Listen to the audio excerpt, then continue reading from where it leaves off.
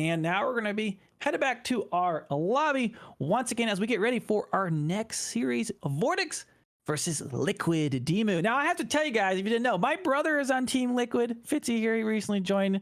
So I think I have to root for DeMu. Like, I don't know what to do here, but VortiX versus DeMu going to be certainly a very, very fun matchup. Lipany going to be our first map of the day, and we've got Joan of Arc once again up against the Ottomans this time. In the meantime, while we're waiting for this, Fitz, I think it's a good opportunity for us to take a look at the standings of Group A here, because we've just witnessed Louis MT getting a big win over here, and I think we will see a lot of intriguing things about this group here in particular. And indeed, Marine Lord still undefeated. We're going to take a look at one of his series later today. But Louis MT, I mean, we talked about this. He is no longer this group of like good. He is actually getting into this group of elite at this point. And he could be a serious challenger to that first spot even. And if I'm not mistaken, I'm just going to have to double check that for a second. Oh yeah, ladies and gents, tomorrow Louis is going to face off against Marine Lord. Oh boy, that will be a good one. So make sure you got your alarm clock set to the right time. Louis versus Marine Lord could easily be a set that decides who gets the first place in this group. And the way that the playoffs are structured is such that it's a staggered positioning. So the winner of each group goes into the semifinals directly. There's a lot of value when it comes to securing that first spot within the group. And to be honest, just seeing how Louis MT plays today, or played today, I feel like he is going to have a chance of contesting that position. Then again, Marine Lord hasn't yet dropped a single game in this tournament so far. Yeah, so, I mean, like we said at the top of the stream, this is the best of Age of Empires 4. You think you're in Conqueror 3, you're at the top of the ladder. These guys are at the top of the top of the top. They are so good, and it's so much fun to watch them compete on this stage. If you are just tuning in, welcome to EGC TV, the home of Age of Empires esports, and I guess a little Stormgate as well, as we had a few weekends ago. But this tournament, this is the second rendition of the Elite Classic. We had it last year. This is part 2, and we're getting ready for the playoffs just around the corner, leading up to the finals, of course, for this $25,000 tournament, sponsored by Microsoft and Surfshark. Got a big shout out to them, and thank you to everyone. We've seen them coming in who's been dropping the subscriptions in the chat. It really helps everything that EGC does here to support the esports scene. So if you're able to subscribe to the channel, please do so. There's many great ways that you can support EGC TV and what they do. We are heading into VortiX versus DeMu, though. A big set for both of these players over here, Fitz. This is once again a matchup from Group A, but within Group A, both of these players are at the very edge of getting into the playoffs / not getting into the playoffs. So the outcome of this set is going to be crucial for both. DeMu standing at 3-2, VortiX at 4-1 so far. And we're going to kick this set off with an Ottomans versus Jeanne d'Arc matchup over here on Lipany. Ottomans, a civilization that usually gets banned over here. VortiX opts to allow DeMu to play this civilization. So you gotta wonder, what's his game plan when it comes to dealing with the Ottomans? I certainly wouldn't want to be playing against the Ottomans with those Janissaries and that army might that they have so early on, and not to mention the feared Great Bombard in the late game. If you've seen any of your Aussie Drongo's uploads, we were playing some 2v2s and just clowning around so many Ottoman games. It was crazy. But we're going to be diving into this game number 1 of VortiX versus DeMu. Kicking off this best of 3, we head to Lipany to take a look at an Ottomans versus Jeanne d'Arc matchup over here. And in this pregame, we kind of discussed Ottomans. They are probably the most banned civilization across the entire tournament. We barely see any Ottoman games. Usually they're banned on both sides. But this time around, VortiX allows DeMu to play this civilization. So he definitely has to go into this specific game saying, okay, I've got a very clear game plan when it comes to dealing with the might of the Ottomans. The Forbidden Civilization makes its way into game number 1. And yeah, I would agree with you. If this is a civilization you see banned a lot. Typically, they've got some kind of specific plan for it, or it could just be that maybe he's just not intimidated. VortiX says, it's okay. I've got Joan of Arc. We'll take out any bombard you possibly make if it gets to that stage. And Well, once again, here we're on this map. Well, what map are we looking at here? This isn't. I thought it was the same map from our last series, but this doesn't look like Dry Arabia. It's Cliffside, right? No, it's Lipany, as our lovely observer is circling for us. Yeah, it's definitely not Dry Arabia. It's a more cliff-heavy generation when it comes to Lipany, though. Sometimes Lipany just spawns almost like Dry Arabia, and sometimes you have a lot more of these cliffs spawning in. This is definitely one of the more slower-paced Lipany generations, with a lot of these cliffs being usable for walling.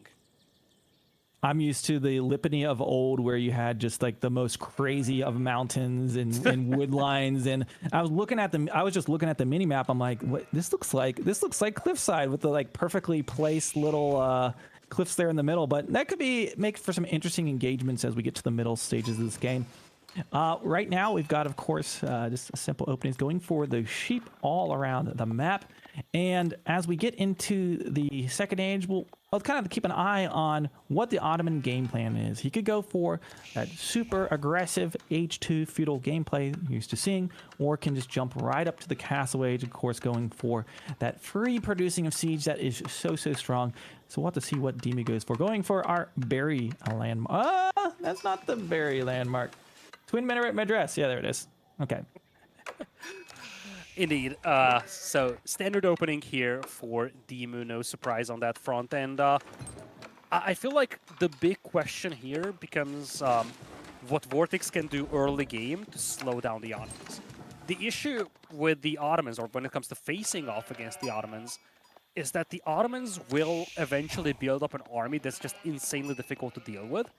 And it's very difficult to stop them from doing so. Normally, for any civilization to build up a massive army, they need a lot of resources. So if you hit their early eco, you can slow their build-up down quite a bit. You can rate them, and that pretty much means that their build-up is a lot slower.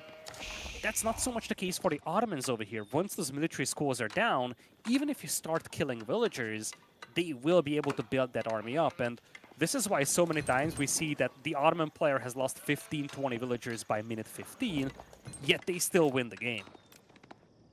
I want to point out something. If you look at DeMu's base where he's built his landmark, one interesting side effect that can happen with this landmark is, see how close it is to the berries there? What happens is you've got these berries that are spawning on the landmark, but they'll run out, and your villagers, you know, they're just hungry. They go for the closest berry they can find, and it can cause some weird side effects of villagers going out to those side berries. Not as efficient, especially not if we end up with knights raiding in here. So we'll have to be careful with that one. School of Cavalry, no surprise over here for VortiX. He isn't particularly heavy on wood. And that kind of tells you that he's not going to go super early second town center or super early second range. Feels like this is going to be a very knights-heavy opening here for him. Obviously, he could work towards the boars here just to make sure that he gets the level for Jean. But in this setup, I would love to see him being aggressive with knights, because I think that's a great way to punish Ottoman early game and force them to make reactions before they can really start deploying their military schools. Yep, no military schools out there quite yet for DeMu.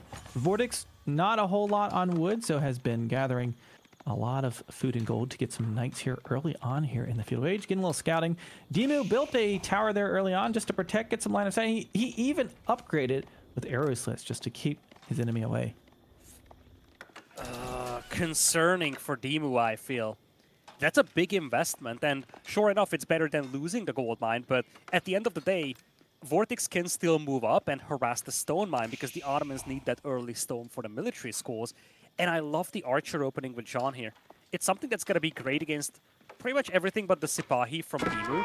And it also allows you to harass these gold miners, you see, without taking a lot of damage from the tower. Bit of a chip damage, but it's definitely a lot less than what you would actually endure if you were to use the swordsman variant of Jean. Yeah, certainly interesting. Before even having your first military school to go for those arrow slits is not something I would have thought about. But looks like so far, though it has a little bit of idle time, has taken a third of Jones' health away. So ain't nothing. Here comes that knight coming around for a raid, and it's probably gonna pick a villager off here. Gets a shot there. DeMu needs to react. Down goes one villager. Got some shots coming in there. Going to be trying to get away with the second, and I think he will. A nice little raid for VortiX. Going to be not only killing a villager, but getting DeMu off of stone. It's the stone access that's concerning for DeMu. He is able to squeeze out a second military school, but this is what we've been discussing at the beginning of the game. You want to slow down the buildup of the military schools. Once those are down, it's awfully difficult to do anything against the military buildup of the Ottomans. But you see, DeMu now has to start queuing Sipahi, which is an alright unit, but it's not something that's going to fare particularly well against Knights. Spearmen plus Sipahi could work a little better, but as long as you have Jean around, it's just difficult to deal with this army. Yep, and we've got Knights looking to push on in here, just forcing idle time. He hasn't been able to get a kill on this, but going to be going in there. 3 Knights and a Scout. Joan going to be tanking some fire and then backing off. Looks like he's confident he can get this. Maybe he just really wants to draw that idle time more than anything. Looks like Scout's going to go down. Knights, just enough HP. Is there any stone upgrade coming in? I don't think so. So that tower looks like it might go down, and that is really DeMu's only access to gold right now. A little bit of healing. Nice there. micro. You have it. Oh man, you hate to see it when you're up against Joan of Arc and she does that. Oh man, it's so frustrating. Getting some more villagers inside to do some more damage. It's one. Nice find. But still, the tower is now on fire. And VortiX, he wants to contest this position. Looks like he's going to bail just when the villagers pop out. But yeah, I'm actually wondering if he kept that scout around intentionally. Maybe he was like, okay, I want to commit to this. I want to torch it down. And I'm happy to just sacrifice the scout, make a new one from the School of Cavalry at the, basically, expense of my opponent taking out my scout and firing on it instead of firing on my precious and valuable knights. Yeah, that's nice, especially with Scout's going to have plenty of torch damage as well. VortiX out on the map gathering deer as DeMu looking to go for his first raids of the game. Sipahi, these are a special brand of horsemen, and they've got that very long spear, as you can see there. And, oh, could be a good timing as you see him moving out to the boar. Love this reaction by DeMu. He killed the enemy scout, so VortiX is somewhat deprived of vision. It is a great setup for him to start walking out and raiding. And when you play against the French, when they are playing very aggressive 1DC, they are bound to have little pockets of economy. And that's something that you can definitely punish. Nice fight here by VortiX, by the way, taking out one of the Sipahi with the long-range shot from Jean. And that one knight is going to just mirror the movement of the Sipahi. Really good reaction on defense. And I'm actually starting to wonder if VortiX is piling up resources for Castle here. It kind of sounds crazy, but at this point, he is banking up so much food and gold. Yeah, I saw chat talking about this, and I was wondering your thoughts as well, Lidakor. Seeing a lot of Joan of Arc Archer these days. Is that the new meta for him? I know it got buffed, but this is 2 series in a row. We've seen this Archer version of Joan of Arc coming out. I think players have started to refine how they play Joan of Arc. Don't forget, this is only the second major tournament since the release of the DLC, and the first one was basically days or just 1 or 2 weeks after the release of the DLC. So I think some of that was that the swordsman version of Jean, especially in the release version of the DLC, it was a powerful unit and it was a pretty straightforward unit, whereas I feel like the Archer variant needed a little bit more time to be figured out by the players. And that's a good raid coming in here from DeMu. VortiX decided not to make a new scout, and I feel like he's being punished for it. Yep, there we go. That heated shot coming in right now. It looks like one villager went down. That sound effect is really fun. VortiX is going Castle. I think it must be Guildhall at this point. I just don't see any other reason for him going into Castle Age. It's kind of a weird way of playing this, but it's definitely in line with the style that VortiX likes to play. He doesn't like to boom around. He likes to play aggro, and he wants to finish games quickly. Yep, and we do see it does look like he's going to be aging up with the Guildhall. Will he save up like we saw in that last series? I don't know. We have an Imperial Armory coming down as well, so that's for free siege units for the Ottomans. And it's going to be moving us up to the Castle Age here very shortly. He was able to build all that there on the back of his base. He actually added a second tower in here at some point. Now, DeMu is only playing Sipahi right now. critically, he actually scouts this landmark being built, so now he knows that his opponent is also aging up. But I think one thing that's important is that VortiX did a good job slowing down the buildup of the military schools. So DeMu is still stuck at only a couple of Sipahi, and that's it. Nice finds with those Sipahi, though. DeMu is accomplishing a lot with very few units. Yep, here we go. VortiX is up to the next age, immediately getting those upgrades for his knights. And we see Ottoman's just about done. Perhaps could see some Janissaries here in the near future as we hear that that is going to be the sound of the Vizier point kicking off. Now, one thing that you can do here with DeMu when it comes to Vizier points will be Janissaries. And given that VortiX is exclusively Knights, a handful of Janissaries could be devastating. And in fact, you actually see Janis in queue already. Jean, of course, I'm starting to see what the VortiX is doing over here. I keep forgetting about the fact that Jean can capture sacred sites. And I feel like what we are seeing over here is somewhat reminiscent of old-school Rus fast castles. You make a couple of knights, you harass, but your ultimate goal is capturing sacred sites and collecting relics. There we go, the first Janissary firing away at the knights as they push in here. Sipahi trying to tank on the front line. And looks like this is going to be able to defend his gold probably for future. Is he able to pick off Joan of Arc? That's pretty huge there in that moment. Yeah, that's the healing buff removed, but still, you have to consider that it's only 2 Janissaries and they are extremely fragile. So one good charge of these knights is enough to dispatch all of them. VortiX is making a heavy switch into archers, potentially arbaletier even. But he does have the veterancy on the knights, and I think the concern for DeMu is that Sipahis and Janissaries, especially Janissaries, they are great when it comes to taking direct fights against those knights. VortiX is not going to give another direct fight to DeMu. He's just going to raid with these. You see VortiX setting up his military production buildings. We've got Archer. There's Joan back from the dead. Out to stop the raids with those range, able to get some shots off. Yeah, she just came right back. And just to take a stock at the top of the screen, you can see the villager count, 43 for DeMu and 39 for VortiX. And we get those military schools starting to go into overdrive, pumping out those free units that the Ottomans get. Villagers getting in on the fun right now for that raid. He's going to lose any villagers, though. I can't say one goes down. Okay, so he decided to stick that one out and is able to stop that raid in its track. Ooh, it's the Janissaries putting down a knight. Normally, I would say that's a reasonable trade for VortiX, losing 1 or 2 vills just to deal with basically most of the opponent's cavalry here. But I think the concern is that he's just playing 1 TC here, and his eco is very, very fragile. He's actually shifting the guild hall to food, which is something that you often see before the French player transitions into farms. But I feel like for VortiX, he needs to be the tempo setter with those knights, and for that, he could use maybe a couple of walls to limit the movement of those Sipahi. We've got a Mangonel, first free Mangonel coming out on the field right now. Janissaries to protect. A nice combo. Siege is very, very good right now in the meta, and you've got one of the best protectors of Siege around. The Janissary, of course, can take out knights with ease. Wolo coming in, and it's going to box them out. But not only that, they can repair Siege as well. So it makes them a deadly combination of Janissaries and Siege units.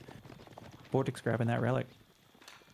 Yeah, at the same time, DeMu is active grabbing relics too, and to be honest, his position is improving basically every moment at this point. He's able to get some of the relics despite being boxed inside his base. And I think the most important thing is that he was able to chip away at his opponent's economy. He has 7 villager kills to the 2 of VortiX. And he's accomplishing this with only a handful of Sipahi. You definitely see VortiX somewhat struggling to keep track of these Sipahi every once in a while. They move in, they pick off a couple of villagers, and DeMu retreats, rinse and repeat, and that's why VortiX's eco is not so astonishing. DeMu running away with a few of these Sipahi, just kind of doing a ring around the rosy with the wood line, trying to see if he can get tower going up. A little protection as well as some line of sight. Line of sight being a little more impactful as you get into these later stages of the game, knowing where the raids are coming and how you can react to them. And he's able to force some idle time, though. Every time he runs in here, even though he didn't kill a villager there, right? It's 10 villagers inside the town center, so it's got a little bit of value. As we see both players spending all these resources, not really any bank of any sort going up. And DeMu kind of sitting back, going for some raids, sitting in his base on top of his siege with a few Janissaries, and just trying to be obnoxious here with the Sipahi. I really feel like just a handful of walls would help so much here for VortiX. Another villager is going to go down here to the Sipahi, and you see both of those will get away intact. They are damaged, but they are still alive. And I feel like, especially with all these cliffs and forests spawning around the base of VortiX, even if he doesn't fully wall himself, just a handful of walls to limit the movement and the rotations of those Sipahi would be immensely helpful. And I love this from DeMu. I feel like he's realizing that the game is stalling out. He needs a potential long-term plan over here, and having a second DC is going to be just that. And at the same time, now he's got all those military schools rolling, quite a few Janissaries out there. VortiX is still heavy on the Knights. And don't forget, these are standard Castle Age French Knights. They don't have royal bloodlines, given that VortiX opted to go up with the Guild Horde. Yep, he secures himself a little bit of protection on his wood line with that town center, as well as access to those deer. And yeah, a lot of Knights is a curious decision against one of the best Knight killers in the game. And here we go, we'll see how it works. Janissaries firing off villagers, taking a shot there at the Knights seem to be kind of fleeing. Mangonel is going to take a huge volley on the archers in the back line. Look how much health they just lost there. Janissaries absolutely cleaning up anything that gets close. It doesn't look like DeMu has lost many units at all in this engagement. There's that healing from Joan of Arc coming in. Now he's been able to kite out of range of those Mangonel, so able to get back. Continued Sipahi chasing and chasing and chasing. Those archers going to be in a little bit of trouble. Janissary's trying to catch up, but I feel like this was a great engagement for DeMu. This is a fight that VortiX shouldn't have taken. And I kind of touched on this a couple of moments ago, said that, you know, Janissaries are great in a direct fight, but VortiX should not give a direct fight to his opponent. He did, and he got punished for it. DeMu takes game number one, and, you know, the gamble to allow your opponent to play the Ottomans here by VortiX kind of backfires in a way. DeMu secures game number one. Yeah, and just kind of as we kind of predicted, the Janissaries are so impactful fighting against the Knights that are one of the best units that the French have to offer. And we were looking at the engagement. I was like, okay, maybe he's got a plan for this. Going to do something. But man, it was able to just have such a clean engagement. That fight, VortiX pushed in and he just got absolutely smacked by the Ottomans. He also, that was the moment he was pushing in and seeing like, oh crap, my opponent has a second town center as well. So DeMu just playing a very clean game there and holding under some nice pressure early on. Remember, VortiX was pushing him to his Knights, pushed him off a stone, forced him to open with an early upgraded tower on the gold. But I think it must have paid off there in the long run because DeMu walks away with the win. Yeah, just looking at this army graph, there's a massive decline in the final few seconds of the game. And, you know, when you look back at that fight, I think one of the big things to focus on is that the effective DPS of those Janissaries with the Matter buff is so much against those Knights that by the time the archers come in to even take a shot at the Janissaries, the Knights are gone. And that's part of the reason why Ottomans are considered one of the most oppressive civilizations. But here we go, folks. Game number two is going to be on the home map of VortiX here. He can opt to choose either his own home map or his opponent's home map for game number two. And he's going to be taking us to Golden Heights, where we take a look at a matchup between two DLC civilizations, Japanese versus the Ayyubids. Yep, Golden Heights going to be our first hybrid map of the day. We've got some water down in the corner that could be contested. Japanese, quite good at fishing as well. Ayyubids, quite good at denying that water in a lot of cases. So we'll see how that is going to work out. And before we get into this game, thanks for tuning in here today on AGC TV. This is the Elite Classic 2 huge tournament, $25,000 in prize pool, and just some of the best AoE4 players you're going to see in the entire world facing off as we gear up, getting ready for the playoffs coming up in the next few weekends leading up to those finals. And I hear the birds chirping. I think we're getting ready to dive into game number two of this best of three of the group stage. Indeed, jumping into Golden Heights over here, DeMu has the 1-0 lead over VortiX. DeMu with the color purple playing as the Ayyubids to the north, and down south it is VortiX playing as the Japanese in yellow. You know, previous game, VortiX took a gamble on allowing his opponent to play probably the most powerful civilizations, the Ottomans, in a competitive setting. This is a different setup though. Japanese it's a civilization that thrives on hybrid maps like this. And this is one of the few maps where we could easily see some shinobi being utilized. Now, this isn't something you see every day. 4 villagers moving out to the water, and his scout sees that. Like, he knows, like, okay, well, this is a commitment. He's going for that water. 4 villagers. DeMu wants to get this down as soon as possible. It's not just that, it's the shorefish, and I love it. You have to walk a lot anyways, but look at all the shorefish out there. It is one of the best sources of food for any ordinary villager. Very quick to gather from, and if you walk out here, you might as well walk out with 4 vills. This basically guarantees that VortiX cannot do anything to stop this, and it also means that he is going to get a lot of value for walking out there by having a bunch of villagers on food that gather very quickly. And when you combine this with the fact that he can start making fishing boats, and when you combine this with the fact that the Ayubids can get the discount age up, it means that this isn't going to slow down his feudal age progress, but it's going to give a massive buff to his early game eco. Yep. So the opening 4 villagers on the far walk. You see this a lot of times more on like some of the river maps, like Mongolian Heights rather. But yeah, interesting this choice here for DeMu, and I'm sure he's practiced this time and time again. And very confident in House Wisdom being dropped down right now. And there you go. You see those fishing boats. Of course, those deep sea fishies that are out there. That's going to be the best gather rate of food you can have in the game. It is very, very good. So going to have a nice food buff. VortiX designing, well, I'm not even going to contest water right now. He's not going out there. He's just going to be working on aging up with the Coca Township. And as you mentioned, we're going to be seeing some of those shinobi. Those ninjas are going to be coming out, and he's going to be looking to burn that down.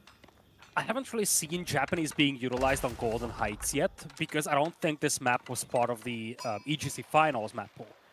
So this is the first tournament where we have Japanese available, and this map is in the map pool. What we've seen on 4 Lakes, though, from the Japanese is that you can contest these docks very well with the shinobi, and I'm not a big fan of this setup for DeMu right now. Here is why. By the time he gets any kind of troops out there, the shinobi will start beating up his vills, and these villagers have nowhere to flee. Maybe if DeMu makes a tower, this could be different, but I feel like it's not just the risk of losing that dock, it's also the risk of losing 4 villagers here to the shinobi potentially. I mean, this would be a double whammy. I mean, you saw how many villagers, 7 villagers building this. If he's able to win that, he's gonna basically halt DeMu's economy. Like, that's probably GG if he's able to do that. Yeah. How is DeMu DeMu's able to rushing answer feudal, that? though. Yeah. This is something that you do very frequently with the Ayubids on hybrid maps. You get the discount age up. By default, a dock delays your feudal age because you have to send a bunch of villagers to wood. But by doing this, you actually expedite your feudal age progress, and this way, you can match feudal age timings of the opponent. I think for DeMu, it's gotta be a quick horseman opening here to deal with the shinobi, though. He must know that these are coming. In fact, he is going to pull back the villagers in time. Smart. Very, very smart. Not going to stay out there in harm's way with the shinobi, but does build a sneaky dock in the corner. That. There's a scout for VortiX, though, so I don't think that's going to remain hidden for long. Yeah. Yep. So much for being sneaky. Yeah, that was clever, but you know, it makes it so if he loses one of the dock, it's not a big deal. He can also train, you know, boats that shoot if he wants to try to counteract this. And here comes VortiX with a villager. Going to be building his own dock there in the middle.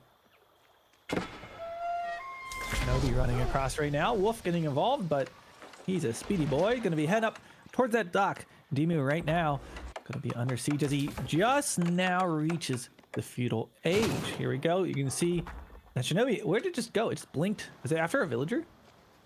Oh, I think it's after the second dock. Because don't forget, I think this second dock was never meant to be hidden in a sense that you collect resources from it. I think this was meant to be hidden until you get the first combat ship out. If you can get a Bugla out here, these shinobi cannot take out the dock, and I think that was the plan. He was expecting his opponent to try and torch down this dock in particular, and when you sabotage the building with the shinobi, you stop the production. So he was trying to hide this dock here probably to have a building that can produce that first combat ship he needs to keep these docks alive. Well, and not to mention, the Japanese, they get a little bit of passive stone, so if he wants to, he can get the emplacement on that dock, which is right next to his opponent's dock. So I think that's part of the inspiration of building so close, but he's also able to very quickly get some arrow ships in there, taking some shots, and going to force DeMu to retreat. That dock, it doesn't get any attack like in some of the other Age of Empires games. He's just chilling inside there, and both docks burning down right now.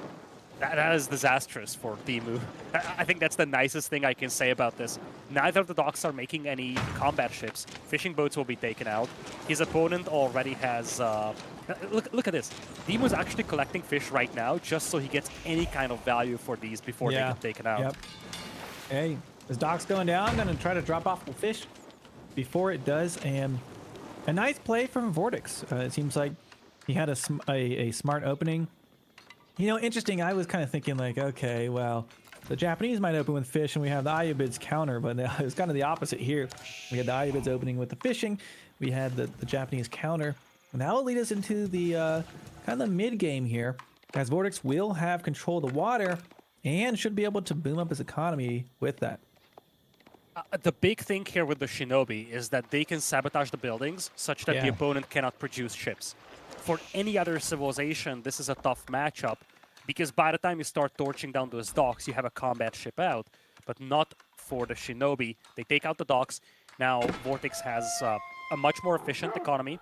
Let's not forget, this is actually very, very important, though.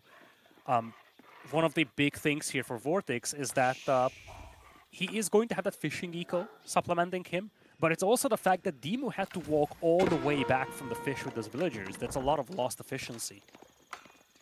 Yeah, we got DeMu with a few archers out here as a scout.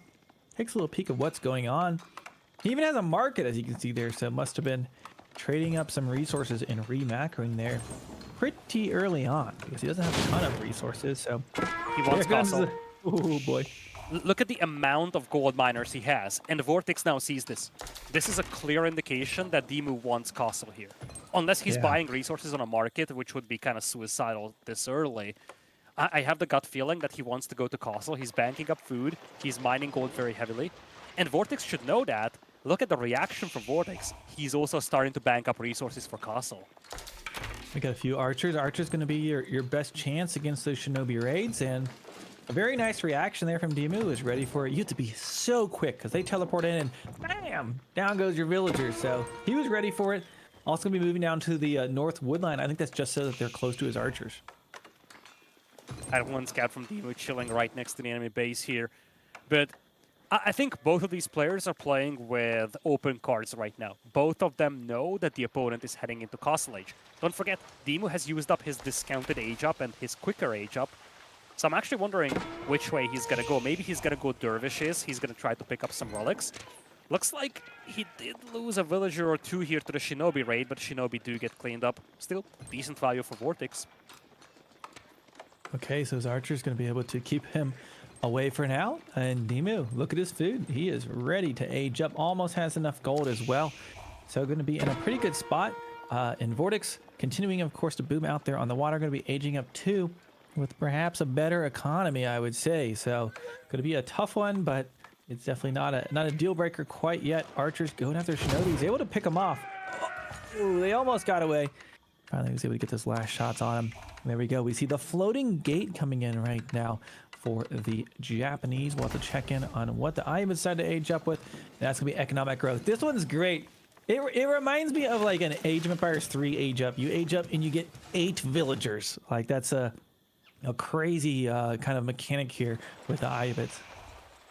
Yeah, floating gate on the other side, though, that unlocks access to the Yorishiro for VortiX. And it's something that he can use to mass-produce the Mounted Samurai very quickly. A unit that DeMu might struggle against pretty badly, when you consider that the first attack that he's going to do against those is going to be deflected. Obviously, Camel Lancers will eventually overwhelm them, but DeMu isn't really close to Camel Lancers at this point. See a little bit of wall segments to give him some defenses, as VortiX also reaches up to the Castle Age. Oh, also, I guess first gets to the Castle Age. DeMu's not there quite yet. And we got some archers being built up on the north side. And there you have it. As you always see, you've got the Yoshiro going right into that stable.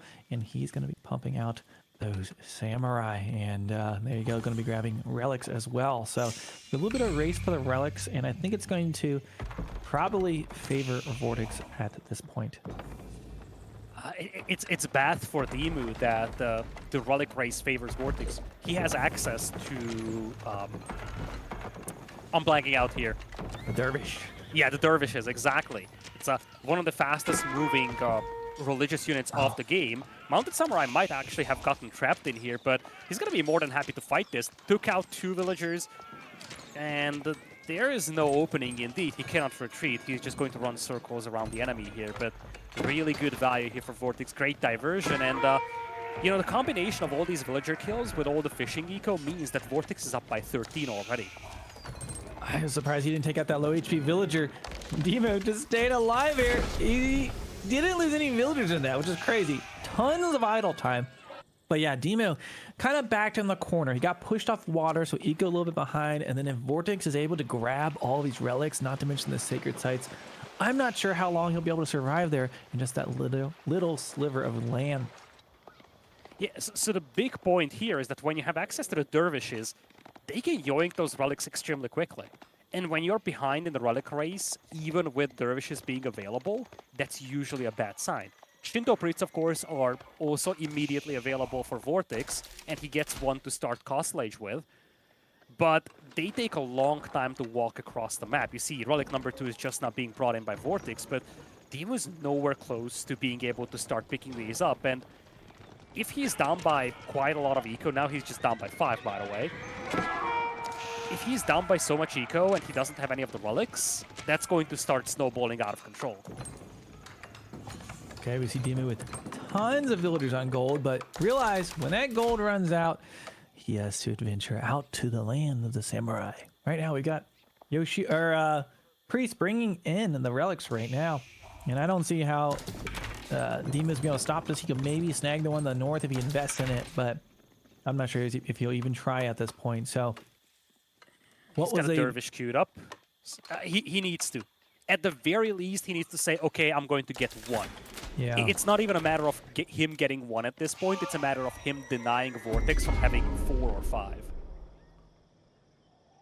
And he's going to grab the sacred site along the way. He says, look at me. You know, sometimes you grab that relic and you don't want to stand on the sacred site because you don't want them to know where you are, but he's so confident he's got this locked down. And there you have it. The Cambulance moving out on the field.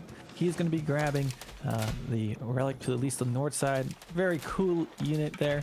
And yeah, the fishing continues to rage on out here in the high seas. Mounted Samurai all over the map right now. And yeah, we can see I love that posturing. Yeah. I love that posturing. You kind of touched on this. You don't necessarily want to reveal your relic-carrying priest capturing a sacred site. I think VortiX was trying to bait his opponent. He hid the knights or the mounted samurai in the fog of war and said, yeah, I have a priest here. He has a relic. Come for me. And he knows fully well that DeMu's army is slow-moving archers plus crossbows. Mounted samurai, especially when you consider that they will deflect the first volley of crossbows, they can do a lot of damage against it. I think VortiX was trying to set up a trap there, but DeMu didn't fall for it. Starting off with a mangonel, you know, typically it would be good against an infantry-heavy Japanese unit composition, but this has been pretty heavy on samurai, though. He is adding in some of those archers, so that could be a little bit impactful. But for now, the clock's ticking. 2 sacred sites right now under VortiX control, and of course that is a victory condition. Over time, right now VortiX with 3 relics, and he has the water. So all he has to do is wait his opponent and starve him out. He can even apply a little bit of pressure here right now as you see him positioning towards that main gate. DeMu runs out to meet him with his archers.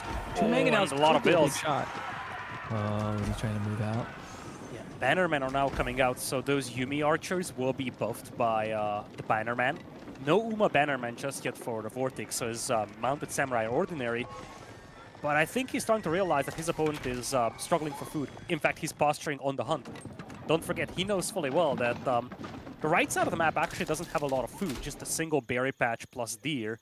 Of course, the boar is a non-factor for the Iobits here. Oh, there's a second berry patch for DeMu. Still, I think VortiX knows fully well that with DeMu not having any water control, he needs to come out of his base for food very soon. Is there a gap in that cliff, or is that just how it looks on the mini map? Like right there. Can they move through that? I don't think so. I don't think they can move from the top part. I think those little rocks, they actually are part of the hitbox. Oh, look at this. I like this strategy. So he's creeping forward with the mango box, a patented strategy. I think I first saw Ozzy Drongo tried this with a billion Manjnik when we were playing some team games a while ago, but he's gonna just creep forward with his mangonels. And will it be enough though? VortiX says, okay, come at me. Look at this giant army. And there we go. Mangonels firing off. It's a volley, but VortiX gonna be backing up for now. He wants to stop that villagers. DeMu doesn't have a lot of those to spare. He needs to be careful with those. Okay, Samurai going to be running in there, and now they're all gummed up. Two Springles, though, going to be able to take shots on those mangonels. As you can see, they're on the front line, quickly going down. Boom, boom, boom. One mangonel down, two mangonels down, and that was enough. We kind of saw it coming. DeMu was in a bad situation economically. He went for an economic kind of a little bit of a gamble early on, going for the water, knowing that, you know, the Japanese probably could come with these ninjas, and it just did not work out this game. But that will take us to a match point scenario. 1-1 is the score as we head to the end of this series. I definitely feel this tendency where DeMu is going for the more obvious / predictable Civ picks in game number 1 and 2, and VortiX is using that, quote unquote, to his advantage. That probably was the game plan going to game number 1. He had an idea how to beat the Ottomans, hitting the stone and gold very early on, but DeMu outplayed him in that game. Didn't happen in this one, though. Japanese, great civilization on these hybrid maps, exactly because of this. As you kind of touched on this, the moment DeMu lost the water, it just was downhills from there. Yep, so a very clean game there for VortiX. I mean, contrary to the first game, which is an extraordinarily clean game for DeMu. So I'll be excited to see what civilizations they pick here for game number 3. Now, we have an extremely important personal service announcement here, Fitz, because, you know, this is the mandatory time where we have to say, please do not follow the channel, because the Twitch channel of EGC TV has reached 55,555 followers. So indeed, Blade would be very proud of us. 55555. Make sure you don't follow the channel, because otherwise you ruin this lovely number. Be careful. People are going to start unfollowing now. I don't know about this announcement, but yeah, there we go. No, that's reverse psychology. That's what the producer told me. You got to say, don't follow, because then they will start following. Yep. So there we go. Blade enjoyers in the chat. If you guys don't know Blade, he is a member of the community, big streamer, good gamer, great dude. So yeah, shout out to Blade here as we reach 55555 followers. But getting ready for game number 3. We've got the Delhi Sultanate versus the Malians. VortiX playing Delhi on Rocky Canyon. And about a minute away till we get into this one. And going to be a fun match point for these two as they duke it out in this group to try to come away with the victory in this series. This would be a monstrous victory for DeMu if he could take it. He would basically tie up VortiX when it comes to set victories. VortiX would still have the tiebreaker when it comes to games. But we kind of touched on this when we began this set. This is a fight for potentially the last qualifying spot within a group. Right now, Marine Lord is leading Group A with a 5-0 standing. Louis MT sitting there with 4-1, although, never mind, it's 6-0 for Marine Lord, 5-1 for Louis MT, 5-1 as well for Poppy Paw, and 4-1 for VortiX. DeMu standing at 3-2. So really, this is a battle right now for that final qualification spot within Group A. Yep, that's going to be super, super consequential. So buckle up, guys. Hope you got plenty of popcorn and a cold pop as we get ready to go in this next one. Malians versus Delhi. I'm super excited. 2 of my favorite civilizations, actually. And who knows going to win this one as we hear him getting ready for this game. Jumping into game number 3 here, we have the Malians facing off against the Delhi Sultanate.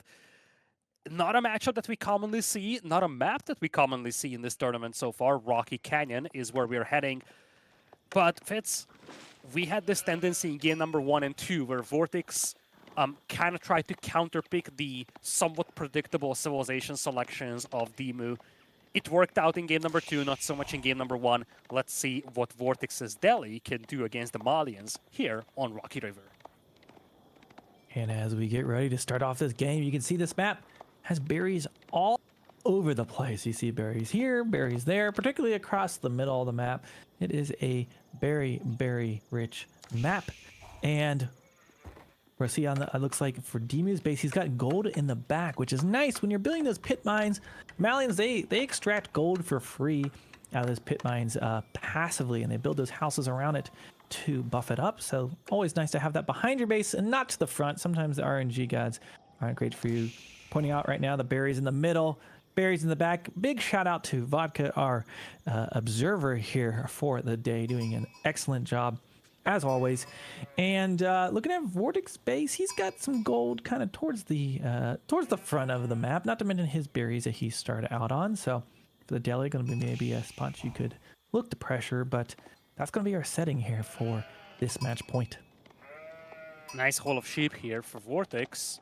Of course, it's not really a big deal in this civilization matchup. Neither of these civs will be very heavily focused on sheep, but it's always a nice buffer to have. And I think one of the big things that we need to look at, Rocky Canyon, is that you have these little ponds in the middle. Sometimes you see players docking them, but I don't think you have fish in these ponds. I always confuse it with the other map that has these little ponds in the middle. There are two maps that are actually way too similar to each other, to be honest. Isn't it? Yeah, I think it's called Dry River, and it's just awfully confusing because I just keep mixing up the two maps. But yeah, these ponds don't have fish, so there is not a lot of incentive for either of these players when it comes to taking those. You know, maybe the game warden could show up and stock up the fish. It is the springtime, might be able to put some fish in these ponds, but not today. DeMu looking to find some more sheep down here on the south side, but not really finding any with that scout. Look at VortiX. I wish the UI had a. I wish we had a. Everyone wants all these techs and age ups. I want a sheep counter at the top of the screen. I want to know how many sheep people get. It would be super fun. As we see 14 there right now for VortiX. You see the 6 dead one plus the 1 for DeMu. So not a ton of sheep. VortiX definitely has the haul. Now, let's talk about this civilization matchup here, though, because this is one that's very intriguing. First and foremost, this is a map where it's difficult to have all 3 sacred sites for the Delhi. This is more of a 2-ish sacred site map for the Delhi player. Tower of Victory is going to be the landmark of choice for VortiX, and he will need to play aggressive in here. Ghazi Raiders are actually a decent start, but basically what he needs to avoid is DeMu reaching that early mid-cost late stage, because that's where the Malians will become truly powerful with the Dunzo plus Javelin Thrower combination. So VortiX is going to have to play aggressive over here, but he is known for doing that. So I feel like this is actually a nice combination for him. And for DeMu, I'm actually wondering how he's going to approach this game, because before that power spike in late feudal, early castle, I feel like the Malians could be very vulnerable to the Delhi. I see someone in chat saying, hope VortiX goes for an elephant rush. Man, I would love to see that too. Ban the guy. I am not so sure that we'll see that here today. The elephants have been a little more rare to see in the mix up here these days for the Delhi Sultanate, but here we go. Wishful thinking. We've got the feudal age underway. The Manzakori giving some passive gold generation for DeMu, and then VortiX getting that Tower of Victory, of course, increased attack speed. And there we go, stable right away coming out of the gate for the Delhi. Ghazi Raiders, no surprise over there. It's something that's going to pretty much make it impossible for DeMu to open with Javelin Throwers. It's going to force Donzos, otherwise you're going to start losing houses around the gold mine. Now, one thing to consider when you look at this map, it's a map that's generally difficult to wall, and your secondary gold mine is usually pretty far away from your starting town center. So one of the things that VortiX can do over here is contest this position where the secondary and tertiary gold mines of DeMu are, and just prevent his opponent from deploying that second pit mine. Yeah, trying to stall those pit mines out can be good. Of course, on the other side, the Malians try to prevent VortiX from getting those sacred sites. Now, on a map like this, You know, kind of that northern sacred site is quite close, or probably the easiest for the Delhi Sultanate to hold here. You kind of have one on your side-ish of the map, if we count the river as the half point. But here we go. We've got those Ghazi Raiders. Let's see what they'll be able to do. Heading in towards the gold mine. Looking to maybe go for a little bit of a raid here, or will he just start burning some houses? Going to be going in, pushing villagers off of gold. Going to back off and going to start to burn those houses down. DeMu starting to build up some cattle over here. No surprise on that front. He's indeed opening Danzo. So far, with this aggression, VortiX was able to dictate the tempo of the game. And these Ghazi Raiders, providing that distraction torching down the houses, should also allow VortiX to start capturing these sacred sites. The real question is, what comes after? Nice little touch, by the way, from DeMu focusing this Ghazi Raider here. I think VortiX actually sent that scout in the face of the Danzo, so it's the scout tanking the damage, not the Ghazi Raider. Yep, very nice move there. See, VortiX have a lot of tech starting to come in. Of course, those free techs for the Delhi Sultanate. Two scholars currently garrison. That's pretty common here with the Tower of Victory build. And right now, we've got a little bit of a cow boom beginning. That's why he's gathering so much gold. You put all those cows inside those pens, and then you build up that muvu when you age up. You have a lot of food. You see the Danzo looking to prevent the Ghazi from doing any damage. And he's going to be able to push us away. They stay alive, though, for now. He could technically go home and heal if he wanted to, but not sure if he will in this case. 3 Danzo out there to protect should be more than enough at this moment to stop those Ghazi Raiders from doing much. VortiX about to run out of berries here on his first patch, but basically has the map control at the moment as he moves around. So should be able to move out quite easily. As you see DeMu just doing a little lap with the scout, trying to get some intel of what is going on. It's going to be 1-1-1 now from VortiX. He's making archers. He's building a barracks as we speak. Now, so far, he has done some harassment and he's capturing sacred sites, but he doesn't really have much that deals with Danzos just yet. Once javelin throwers start appearing, this combination could be difficult, and you actually see a lot of gold miners for DeMu. So I think this is one of those matches where the Malians cannot just do this very heavy cattle boom game. They have to start investing into the army a little sooner, just to make sure that they don't get punished by this mid-late feudal Delhi play. Yep, I see a lot of Danzo actually on the map right now as VortiX is going to start getting some of archers of his own to prevent them. And there you go, trying to get a sacred site, but Danzo don't care about a few archers. They're going to be just throwing those javelins as they run away. Uh-oh, we've got a scholar in a little bit of trouble there. Not sure if he'll be able to get away, but a raid at the exact same time. He pulled all of his Danzo to stop the sacred site, and then bam, what a good plan. He kind of knew, hey, they're going to be fixed on my sacred site. I'm going to go in for a raid, and man, this has worked out for him. Did it, though?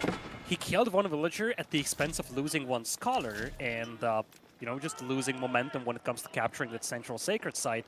I feel like DeMu's going to be all right with this, because he is still focusing on that passive resource income.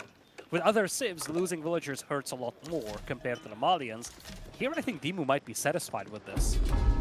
Yeah, they look like 10 plus villagers running around idle, so that's going to be very, very valuable. VortiX moving out to this berry bush towards the middle of the map. Could get a little bit of danger if DeMu were to make some military progression across. It looks like VortiX will be able to grab this middle sacred site as DeMu is just kind of hunkering down at the moment, adding in some additional cattle and going to be just getting that passive food.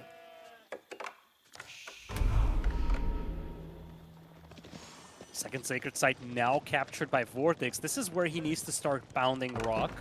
This is probably his strongest moment for the foreseeable future. And I don't see a lot of javelin throwers for DeMu just yet. So this is where those archers can start taking out the Danzos. For now, VortiX is going to go and capture the third sacred site. But right after that, I think he needs to start really going deep into the enemy base and trying to do eco damage, torch down houses, maybe torch down some of these cow ranches, but he definitely needs to start becoming a lot more aggressive. Yep, and now we've got a little bit of... He's trying to do that Ghazi Raider raid, but that's not going to work today. He's got the Danzo in position. Villagers forced to be idled each of these times. So, that's a little bit of something. But VortiX able to get some map control here. He has 2 sacred sites and just kind of keeping DeMu where he wants him probably at the moment as he's trying to expand and grab that 3rd sacred site.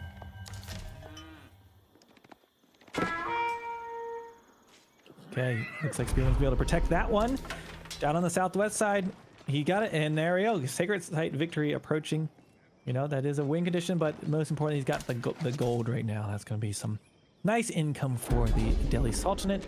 And DeMu probably going to be considering, I was going to say the Castle Age, but right now he's just trying to deal with these raids right now. Dropped in a blacksmith, it looks like. And having to deal with a lot of Delhi units pushing in. Now we have 5 javelin throwers, though they need to focus down the archers. And I think the archers weren't really focusing the Donsos here, Fitz. Some of them right now are shooting at javelin throwers, and that's a bit of a misstep here by VortiX. If he maxes out his damage output, well, that's actually a very nice raid, though, as I'm saying that. But if he actually focused the Donsos with the archers, he could have done a lot more damage. He opted to raid instead of using the Ghazi Raiders to try and focus down the javelin throwers. And he was rewarded with a couple of villager picks. Problem is that villagers alone won't make it happen. He needs to cut into that passive resource income with the pit mines, with the cattle.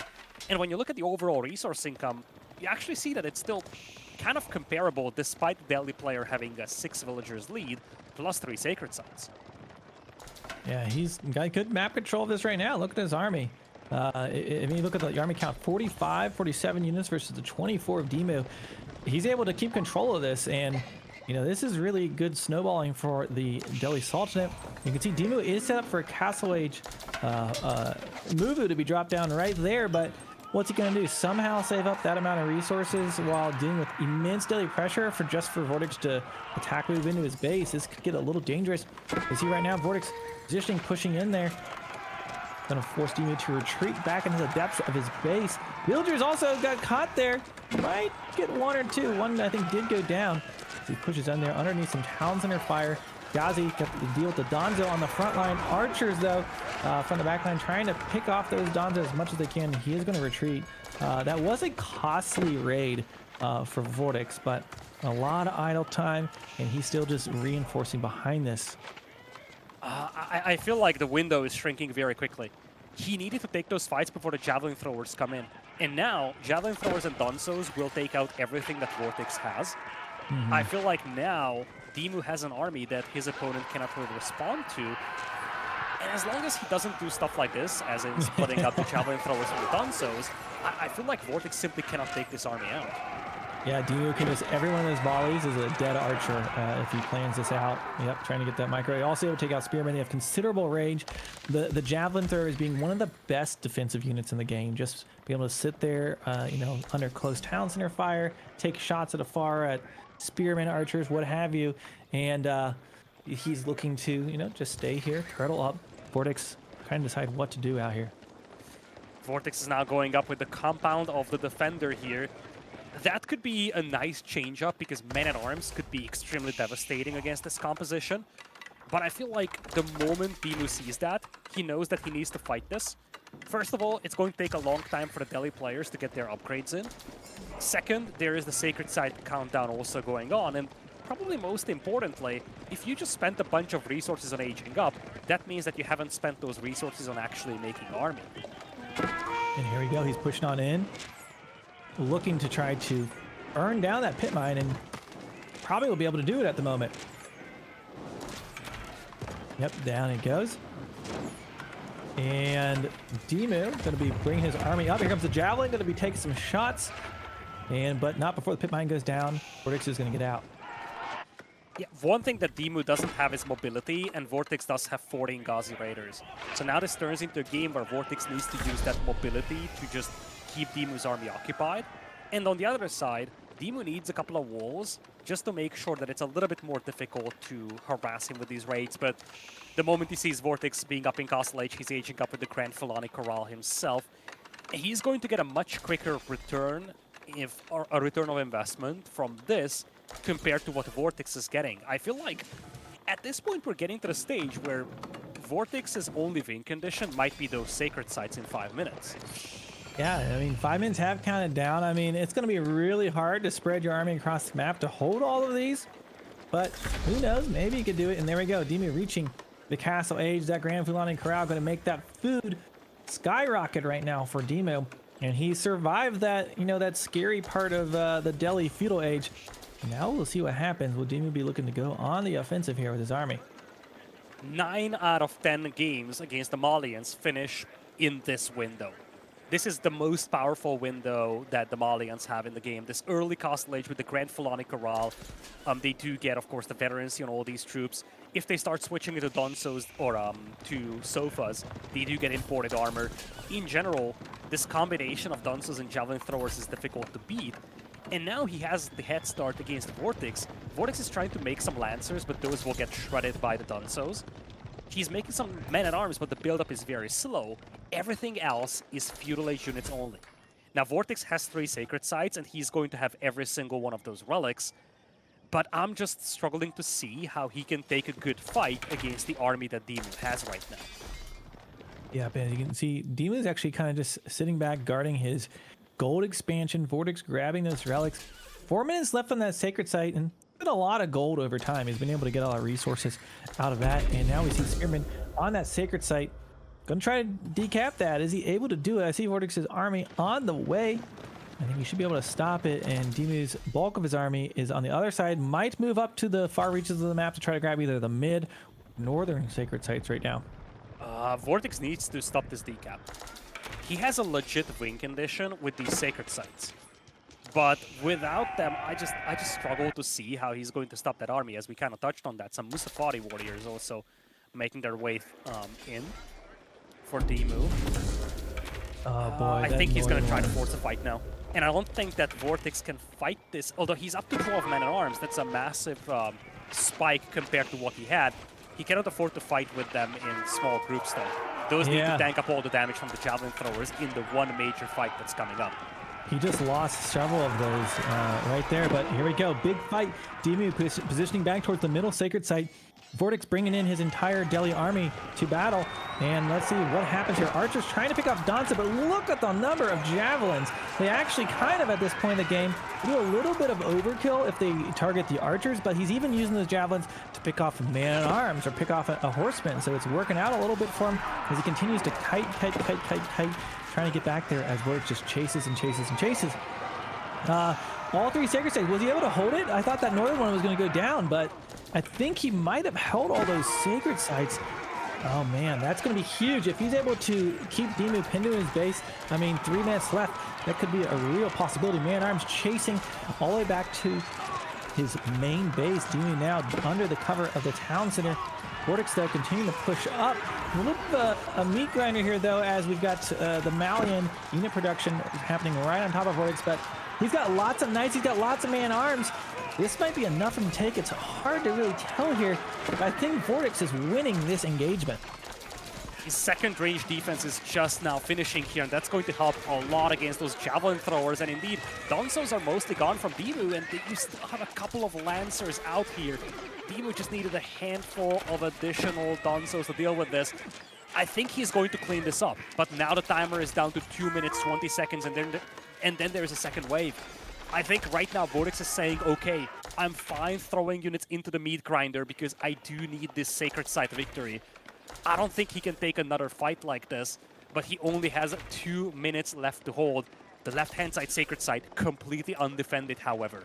Well, and the thing to realize, he's had so many javelin, which have been very impactful in these fights. But the thing is, during that engagement, VortiX wiped out all of the Donzo. If you look right now, there's like no Donzo in there. It's mostly javelins. So DeMu can play very defensively and be, you know, he can kite and win these engagements like this. But he needs to be on the offensive right now. He needs to be not running backwards. He needs to be going towards those sacred sites. And without the Donzo, VortiX can just spam cap to the end of this game. On the other hand, all of these units are getting cleaned up, and DeMu is making a couple of Sofas. Previously, he just sent 1 or 2 Donsos to decap the sacred sites. If he sends 3 or so Sofas, I don't think VortiX can hold that.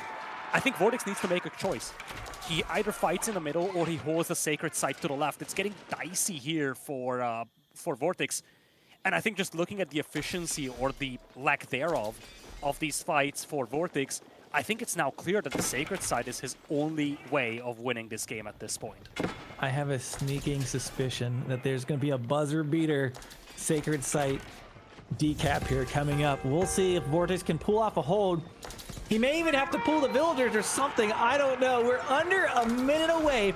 Match point here between VortiX and DeMu. And it's going to come down, most likely, to these next 50 seconds. Far north reaches right now.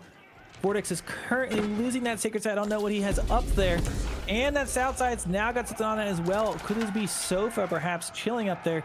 Keep being dropped in the middle, trying to hold that, but it's these bottom ones. Oh my gosh, he's not gonna be able to get it. Oh, I don't think he's got enough. He's pausing the timer, but he also missed this group that came in to intercept.